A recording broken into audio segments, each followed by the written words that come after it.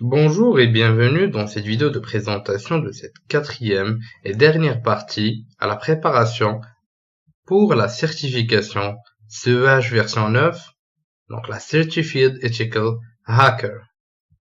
Cette formation qui est en fait la plus avancée au monde en matière de piratage éthique, avec plus de 270 attaques techniques et plus de 140 labs.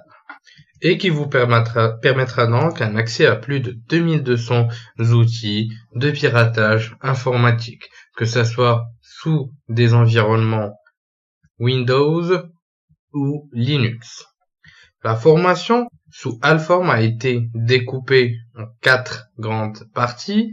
Donc la première partie qu'on a pu découvrir traite une introduction au hacking éthique, le footprinting et reconnaissance, qui sont la première approche à effectuer lorsqu'on va essayer de pouvoir effectuer un test de pénétration, le scanning des réseaux, l'énumération ou encore le hacking de systèmes. Pendant la deuxième partie, nous avons pu découvrir la menace des malwares, comment les créer, les manipuler, comment mettre en place des attaques de type sniffing, man in the middle, ou encore social engineering et déni de service, donc denial of service ou DOS, qui nous ont permis de mettre hors service une cible. La troisième partie qu'on a pu découvrir a concerné les attaques de type session hijacking, le hacking de serveurs web et d'applications web. Et enfin, nous avons pu avoir un chapitre approfondi par rapport à la vulnérabilité la plus critique et la plus puissante au niveau du web, qui est l'injection SQL.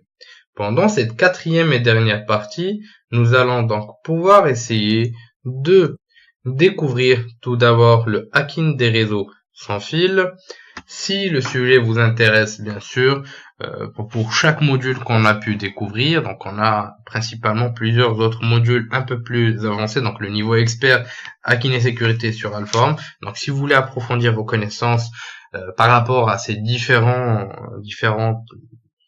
chapitres, vous pourrez donc découvrir les modules hacking et sécurité expert qui sont sur Alform.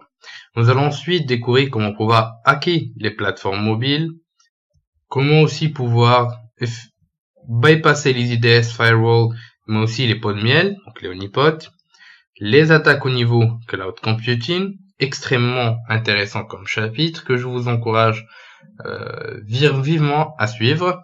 Et enfin, nous aurons un chapitre aussi très intéressant par rapport à la cryptographie. Le public concerné par cette formation est tout responsable donc de la sécurité des systèmes d'information, tout responsable du système d'information quel qu'il soit, auditeur et bien sûr consultant sécurité informatique. Les connaissances requises afin de bien suivre cette formation sont les suivantes. Avoir suivi la troisième partie de la CEH version 9 présente sur alform.com, chose primordiale afin de pouvoir bien préparer votre certification. Avoir des notions de base en TCP/IP, Linux, mais aussi en Windows Server. Sans plus tarder, allons découvrir tout ça ensemble et en vidéo.